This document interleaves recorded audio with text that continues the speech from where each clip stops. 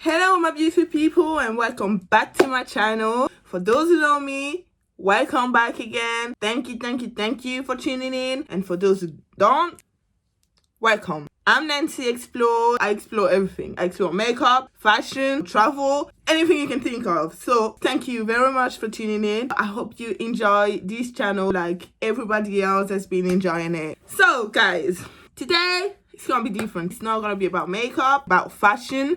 Today it's gonna be about a topic. Nancy will be exploring inheritance and the importance of leaving a will in African families. Guys, I cannot stress you enough of how important it is to actually leave a will to your family. Not doing that has been afflicting families generations after generations. It has been splitting families up, destroying relationships. It's just a madness. It's a madness. So yeah, today we will talk about that. You ready? Let's go.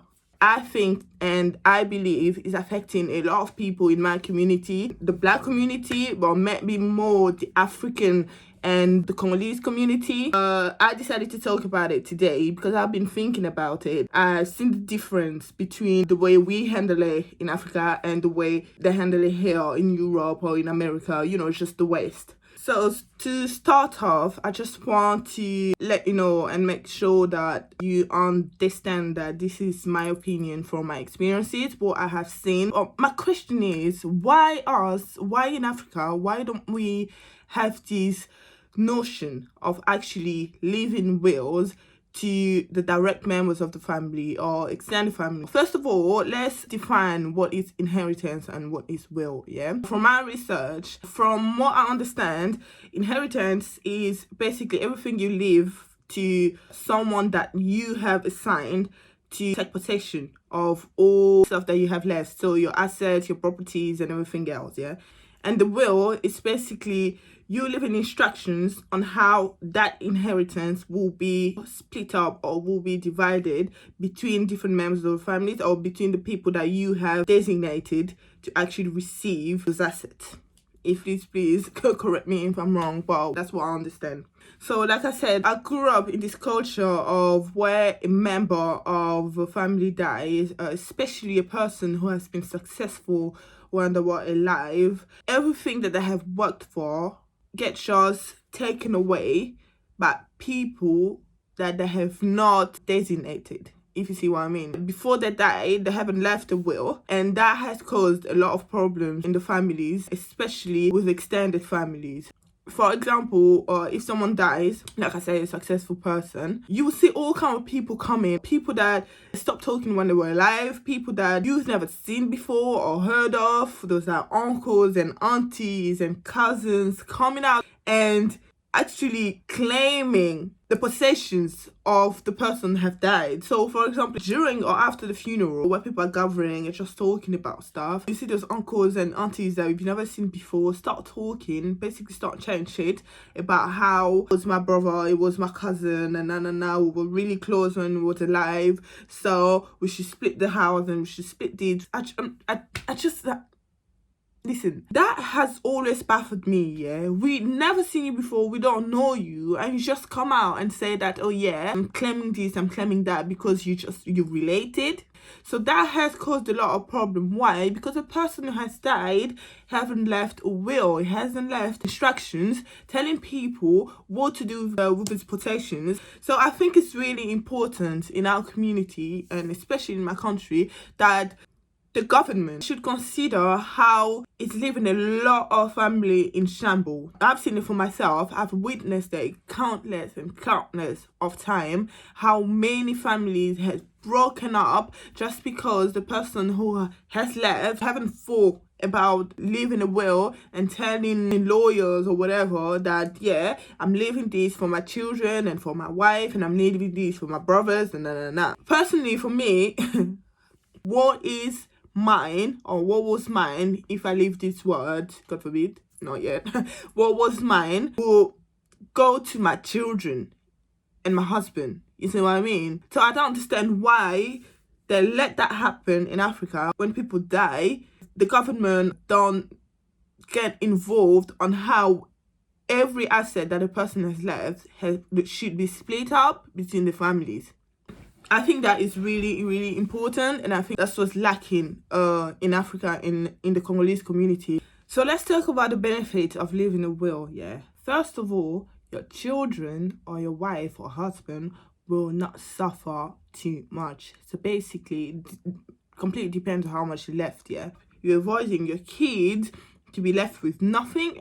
You're avoiding your wife or your husband to be left with nothing. Really important, because when you have kids, when you have family, they look up to you to look after them, even after your death. So you shouldn't just think about looking after your family when you're alive. You have to think in advance, and you have to anticipate what will happen if anything happens to you. But that's the problem though. We don't do that. We don't do that where we're from. We don't do that in Africa. That really bugs me. You know what I mean? Because I've seen the pain and the distraction of not doing that. I see how this leaves families completely destroyed, completely split, siblings not talking to each other, families, uncles, aunties not talking to the children or the family or the wife. So that's really, really, really hurtful. Listen, I always say, yeah, if I had superpowers, yeah, I will be the Avengers of the oppressed. I'll be a Wonder Woman, period. 2, you can nominate anyone. You can have a nominee to look after the funds or the assets or whatever you left to your children or under 18. So basically, you can pick a guardian. You can create a trust fund, put everything in there, and basically appoint a guardian to manage and to look after those possessions and pass it on to your children when they reach 18. 3, leaving a will would actually avoid any FEUD and every conflict between the members of your family. For example, like I said, if you leave a will that gives instructions on how your possessions should be split, no one, whoever they are, will come and claim those possessions for themselves. So basically, you're protecting your family, you're protecting the people that you have nominated in your will. 4, that also helps you protect your business. Yes, your business will be in safe hands. It will be passed on to the person that you nominated. Because after your death, if you don't do that, if you don't leave a will, anyone can do whatever they want with your business and everything you have worked for when you were alive. So that's really, really important as well. It helps you even when you're dead. You see what I'm saying? So let's talk about what kind of assets that I think, in my opinion, are really important that you should leave to the people that you have nominated. If it was me, I would leave shares, bonds, and properties. That's it. I won't leave any cash. Why? Because I know that those kind of assets will multiply in the future, and you will actually leave more than you have left. So basically, over the years, the value of all those things that I cited will actually increase. So personally, I will only leave that, because I know that will ensure my children and their children's future. That's it. You know, I also understand that this practice has been there generations after generations. So a lot of people might not think the way I think. But let me just tell you, I know we have our traditions, I know we have our cultures, but, you know, the way they do it in the West actually work. Don't get me wrong, yeah? I know that in Europe as well, or, you know, in the West, a lot of family fight even when, you know, the person has died, has left in inheritance or has left a will. I know they fight, but that depends how much that person has left and also how they have split everything else. So really, it's really subjective. Maybe that person that has died hasn't had a really good relationship with their children or with his wife or with his brothers and sisters, so they will leave all their possession to one person. So that will create a FEUD as well. I know that. And I've heard a lot of people who said that, yeah, also living wills and living inheritance create that kind of problem. But they will at least have something. You will at least leave something to one person. And who knows, maybe that person will be generous enough to actually split between, you know, the rest of the family. I just want to point out that living the will does more good than bad. That's what I have witnessed, and that's what I would advise anyone, whatever age. Death can get you anytime. Doesn't pick anyone, doesn't choose, doesn't tell you what time it's gonna come. It's just gonna happen. And what will happen to the family that you left behind? What will happen to them? that will have nothing, that will struggle for years. You have been fortunate enough to actually accumulate all those possessions, yeah? But maybe they won't. I mean, that will give them a really good start in life with everything that you have left. Maybe after your death, they would have been homeless. But because you have left a house for them, you see the change, you see the benefits I'm getting into. So for me, I believe it's really important. I don't care whoever says that, oh, that's white people stuff or whatever. But that white people stuff, it works.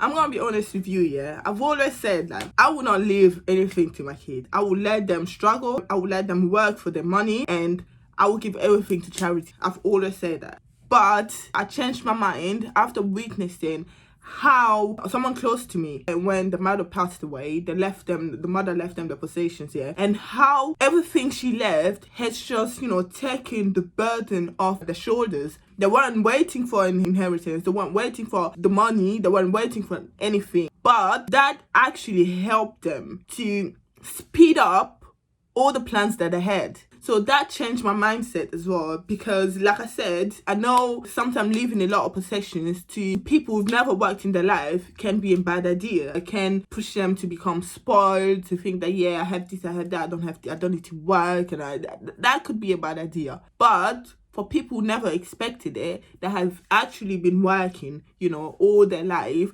are in debt and have too many things going on that they can't pay, that can actually relieve that burden. That's what I'm getting at. So yes, I changed my mind. I will leave a will. I will leave an inheritance. If I get to that point where I accumulated all this possession, I would definitely do that. And I pray to you, I'm actually begging you, people from my generation, please follow suit, because that will help your children, especially in this time and age. I always say it, we are not our parents. We don't have to actually adopt our parents' mindset and mistakes. We don't have to carry this with us and pass it on to our children and our children's children. We are our own people. We can make our own traditions. We can make our own mind up. We don't have to follow that. That's really what prompted me to actually come to you and make this video and tell you to think twice. Really think twice. Do it now, especially parents, especially those who have children.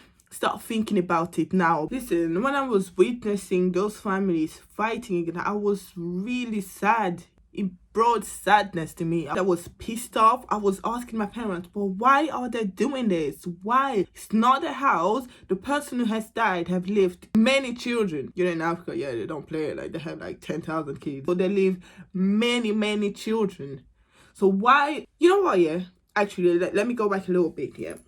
Africans have these tendencies, yeah, especially Africans with, big families, yeah. So basically, there's one sibling that will make it, yeah. That sibling will be successful in life, will have a lot of assets, will have a lot of money, and his brothers and sisters automatically think that whatever that brother has is theirs as well.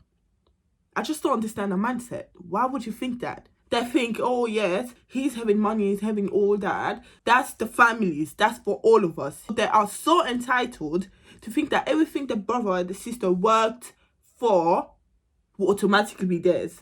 So that is a really dangerous mindset, especially that is dangerous for the wife of the person and for the children of the person. Because after that person dies, imagine, that could be catastrophic for the family that he has left. Those brothers and sisters will come.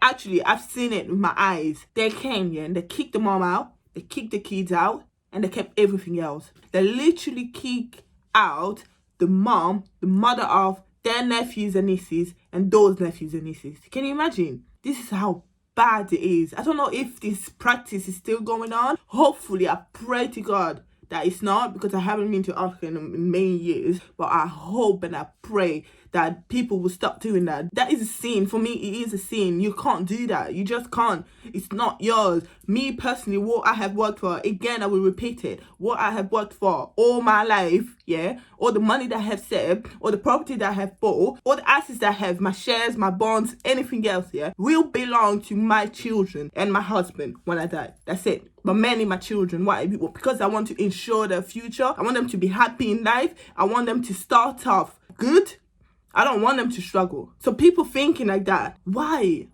You have children of your own. You have a wife and you have children. But you go in and you treat your brothers, same blood, yeah, same blood. You treat them like trash, like they were never family, nothing. No. It doesn't matter how your relationship was with the woman or the wife or the children. It doesn't matter. But they just lost their dad. They lost someone prominent in their life. And you coming from I don't know where, claiming that's yours. Hey. And the main excuse they use, yeah, listen to this. The main excuse they use, witchcraft. Oh, she was a witch. She cast a spell on our brother. So that's why our brother wasn't giving us anything. Our brother wasn't sharing his stuff. It was giving her everything. It was giving the children everything. She's the witch. She's the one that did that. Now we're taking everything that belonged to us because we believe our brother will never do this to us. I'm like, come on. Really? Witchcraft. Listen. Guys. We need to stop that. We really need to stop that. Nah. Listen, I'm not saying that witchcraft doesn't exist yet. I believe, I think it does. Like, black magic and all that, I think it does exist, yeah. But that is not the reason. For me, actually, it's a stupid reason. It is. And I don't understand why people don't see it.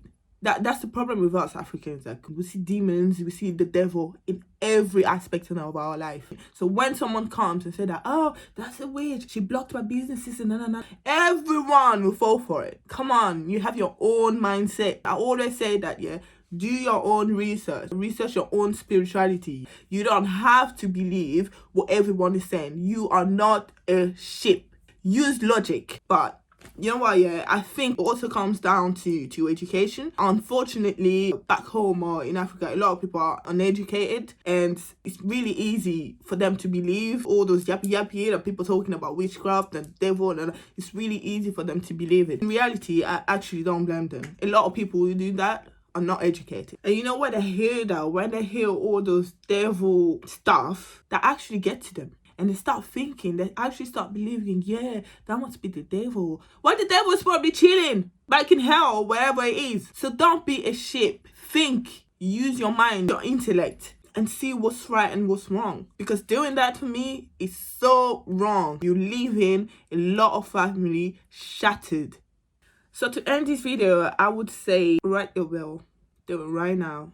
Do it now. If you know you have something in the bank, if you know you have possessions, do it now. And also, don't leave your family debt, just debt. No. Make sure you pay all your debt and not leave your family with your debt. The people who passed away, those who had debt, those debts will go to you or to your children. So it's really important also to deal with all the debts that you have so that your children won't suffer for it, because that's not fair. Make your money, do everything, but deal with your debt. So to finish off this video, I'll give you one advice. There's only one. Write your will. That's it. To ensure your children's future, to make sure your family doesn't split after you left, to make sure that no one at all, especially those who were estranged to you, those who were estranged to your family, those you haven't been close to, will come and take away everything that you have worked for and leave your family in crisis with nothing. So please, you need to start doing it now. We need to start considering it. We need to talk to the people, our government back at home, to actually implement that law so that everything, if there's no will, the inheritance will go to the straight lineage. So basically the inheritance will go to the children and the wife or the husband. That's it. And they will decide how to split. This should be implemented straight away. So yes, guys, that's it. That's all I wanted to talk about. That's a chat that I wanted us to have, because this topic has been on my mind for a while now. Not even a while, like for years. Because I just never understood those practices of people coming out of nowhere and taking everything the deceased has worked for all his life. Not even think about the children, the wife or the husband that person has left behind. Think about your children. Think about the families that you're leaving behind when you're not here anymore. How will they cope? How would they start off in life? Think about it, because this is an affliction. A lot of families has been destroyed. A lot of families has been split up because of that. Members of family not speaking to each other, but they used to be close when the deceased was still there, when they were still alive. I don't know if they were pretending. I don't know if they were just burying the children or the wife and then waiting for the husband to die to actually show their true colors. I don't know if that was the case. I don't know if that was the intentions, but this happened. And it's up to us, this generation and all the next generation, to actually change things. It's time that we actually stood up to those stupid practices and the stupid traditions that's been going on and on and on for years. We don't have to act like our parents did, or grandparents, or great-great-great-grandparents. We have to bring our own traditions and our own practices that will benefit our children and our offspring.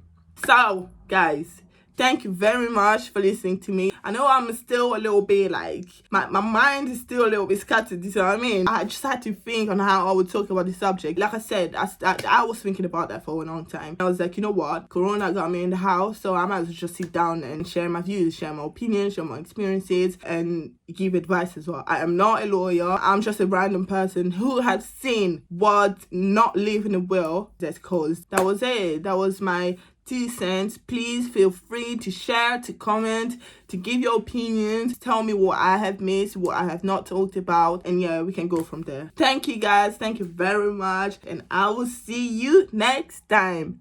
Peace and love. Bye.